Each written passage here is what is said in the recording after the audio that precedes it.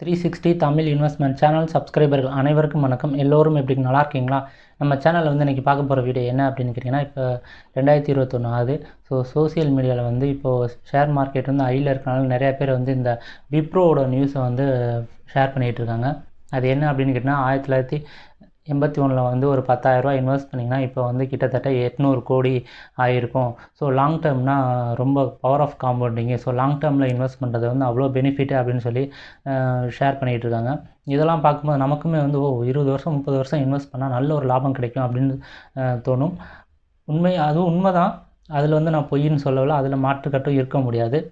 ஆனால் இதில் நான் சொல்ல வர இந்த விஷயம் என்ன அப்படின்னு கேட்டிங்கன்னா, யோசிச்சு பாருங்கள், 1981 10,000 ரூபா அப்படிங்கிறது ஒரு பெரிய அமௌண்ட். அப்போல்லாம் வந்து 10,000 ரூபா யார் பார்த்துருப்பா அப்படின்னு சொல்ல முடியாது. அதுவும் அவ்வளோ பெரிய தொகையை வந்து ஒரே ஒரு ஸ்டாக்கில் இன்வெஸ்ட் பண்ணி 40 வருஷம் இருக்கிற அளவு பொறுமை வந்து யாருக்கும் இருக்குமா அப்படின்னு கேட்டிங்கன்னா ரொம்ப ரொம்ப ரொம்ப ரேர் தான். அதே மாதிரி அந்த 1981 வந்து நல்ல ஸ்டாக்ஸை வந்து செலக்ட் பண்ணுற அந்த நாலேஜ் வந்து எத்தனை பேர்கிட்ட இருந்துச்சு? ஸோ இதெல்லாம் வந்து நம்ம யோசிக்க வேண்டிய ஒரு விஷயம். ஜஸ்ட்டு 40 வருஷத்தில் நடந்துச்சு அப்படிங்கிறதுனால அது நடக்கணும், ஃபர்தராக ஃப்யூச்சர்லேயும் நடக்கணும் அப்படின்னு எந்த ஒரு அவசியமும் கிடையாது. ஸோ அதனால் இந்த மாதிரி ஒரு ஸ்டோரியை நம்பிக்கிட்டு நீங்களுமே வந்து 40 வருஷம் 50 வருஷம் வந்து ஒரு ஸ்டாக்ஸை வந்து கண்ணை மூடிட்டு ஹோல்டு பண்ணக்கூடாது அப்படின்னு தான் சொல்ல வரேன். அதுக்கு விப்ரோவிலேருந்தே நம்ம ஆரம்பிப்போமே. விப்ரோ நல்ல லாபம் கொடுத்துருக்கு.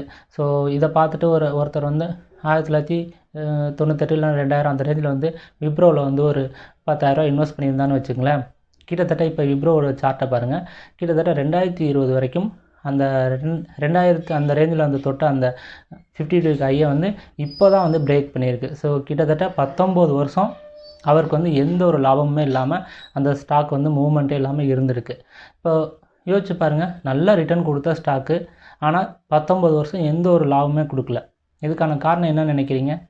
அப்போவே வந்து அதிகமாக ப்ரைஸில் வந்து அது ட்ரேட் ஆகிட்டு இருந்திருக்கு. ஸோ அதனால் 2000 வந்து .com பபுள் அப்படின்னு சொன்னாங்களே, ஸோ அந்த காலகட்டத்தினால ரொம்ப ஹை வேல்யூஷனில் போனதுனால அந்த வேல்யூஷன்லாம் என்ன சொல்லுது, இறங்கி நார்மல் ஆகிறதுக்கு இத்தனை வருஷம் ஆகிருக்கு.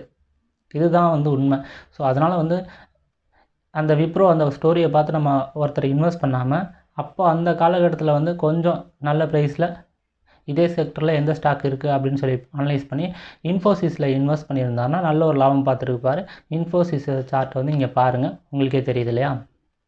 ஸோ இதுதான் நான் சொல்ல வரேன். எப்போவுமே வந்து ஒரு ஸ்டாக் வந்து பாஸ்ட் பெர்ஃபார்மன்ஸ் நல்லா இருக்குது அப்படிங்கிறதுக்காக அதை மட்டும் நம்ம வச்சுக்கிட்டு 20 வருஷம் 30 வருஷம் இன்வெஸ்ட் பண்ணுறது அப்படிங்கிறது ஒரு தவறான விஷயம். ஏன்னா லாங் டேர்மில் வந்து எவ்வளவோ மாற்றங்கள் வரும். ஸோ அந்த மாற்றங்களை நம்ம புரிஞ்சுக்கிட்டு அதுக்கு தகுந்த மாதிரி நம்மளுடைய ஸ்டாக்கு இல்லைன்னா நம்ம முதலீடை வந்து மாற்றிக்கணும். இப்போது அதே ஒருத்தர் வந்து விப்ரோ பதில் இன்ஃபோசிஸ் இன்வெஸ்ட் பண்ணியிருக்கலாம். ஸோ நல்ல ஒரு லாபம் பார்த்துருக்கலாம் இந்த 20 வருஷத்தில். ஸோ அதுதான் நான் சொல்ல வரேன். எப்போல்லாம் வந்து என்ன சொல்கிறது மாறுதோ, அதாவது சூழ்நிலை மாறுதோ, அதுக்கு தகுந்த மாதிரி நம்மளும் மாறிக்கணும்.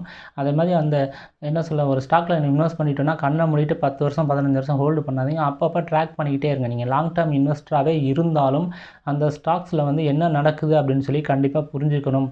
அதுக்கு இன்னொரு உதாரணம் தெளிவாக சொல்லணும்னா, திவான் ஹவுசிங் ஃபைனான்ஸ் அந்த ஸ்டாக் பாருங்கள், எங்கேருந்து ஆரம்பிச்சிச்சோ 52 கையெல்லாம் 600 தொட்டு மறுபடியும் எங்கே போச்சோ அதே லெவலுக்கு வந்துருச்சு. இந்த 20 வருஷத்தில் ஒருத்தர் கண்ண மூடி ஒருத்தர் இன்வெஸ்ட் பண்ணியிருந்தார். ஆனால் இப்போ அவரோட லாபம் என்ன? 20 வருஷத்தில் அவர் இன்வெஸ்ட் பண்ணி ஒன்றுமே இல்லை, இப்போ 0.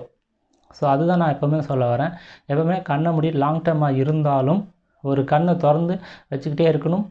ஸ்டாக்கை வந்து அனலைஸ் பண்ணிக்கிட்டே இருங்க. அந்த பெர்ஃபார்மன்ஸ் எப்படி இருக்குது, அவங்க எதாவது ஃப்ராட் நடக்குதா என்னென்னு. ஏன்னா நம்ம இருக்கிறது இந்தியாவில். ஸோ அதை புரிஞ்சுக்குங்க. அதுவும் பார்த்திங்கன்னா 1980 வந்து ஐபிஓ அந்த கம்பெனிலாம் வந்து ஒரு ப்ரைஸ் எல்லாம் 10 ரூபா, அந்த ஃபேஸ் வேல்யூ கம்மியாக இருந்துச்சு. ஸோ நல்ல லாபம் பார்க்க முடிஞ்சுது. இப்போலாம் வரும்போதே வந்து 70p 80pயில் வராங்க, ஹை வேல்யூஷனில் வந்துடுறாங்க. வந்துட்டு ஐபிஓ பேப்பர்லாம் பார்த்திங்கன்னா இவங்கள பற்றி சொல்கிறாங்களோ இல்லையோ, மார்க்கெட்டில் என்ன சொல்லுது, ஏரோப்ளான் பறக்குது, கப்பல் பறக்குது. ஏன்டா அது பறந்தால் என்னடா, நீ என்னடா பிஸ்னஸ் பண்ணுற அப்படிங்கிற மாதிரி தான் இருக்குது. ஸோ நல்லா மேக்கப் பண்ணியிருக்காங்க ஐபிஓ. அந்த என்ன சொல்லுது, ஆர்ஹெச்பிலாம் படித்து பார்த்தோன்னா தெரியும். ஸோ இதெல்லாம் வச்சு நம்ம என்ன சொல்கிறது, 20 வருஷம்லாம் நம்ம ஹோல்டு பண்ண முடியாது. இப்போ உள்ள காலகட்டத்தில் பார்த்திங்கன்னா கண்டிப்பாக இன்வெஸ்ட் பண்ணி ட்ராக் பண்ணிக்கிட்டே இருக்கணும். ஒரு 2-3 வருஷம் வந்து சரியாக பெர்ஃபார்ம் பண்ணலன்னா ஏன் பெர்ஃபார்ம் பண்ணல அப்படின்னு பார்க்கணும். சரி, இந்த செக்டரே அப்படின்னா ஓகே, இவங்களுடைய காம்படிட்டர் வந்து நல்லா பெர்ஃபார்ம் பண்ணுறாங்கன்னா கண்டிப்பாக வந்து நம்ம இன்னும் கொஞ்சம் ஃபர்தராக அனலைஸ் பண்ணிவிட்டு ஒருவேளை சரியில்லைன்னா நம்ம வேறு ஸ்டாக்ஸை மாற்றிக்கிறது தான் நல்லதே தவிர, நம்ம லாங் டேர்ம் அதனால் இந்த ஸ்டாக்ஸ் நான் இன்வெஸ்ட் பண்ணிட்டேன்னா 20 வருஷத்துக்கு நான் இதை வந்து விற்கவே மாட்டேன், இதை அப்படியே வச்சுக்கிட்டு இருப்பேன் அப்படின்னு சொல்கிறது வந்து முட்டாள்தனம். ஏன்னா அதுக்கு நிறையா பாஸ்ட் ஹிஸ்ட்ரி நமக்கு கொடுத்துருக்கு. ஸோ அதனால் லாங் டைமாக இருந்தாலும் தொடர்ந்து ட்ராக் பண்ணிகிட்டே இருங்க. ஸோ மற்றும் ஒரு யூஸ்ஃபுல்லான இன்ஃபர்மேஷனை சந்திப்போம். நன்றி, வணக்கம்.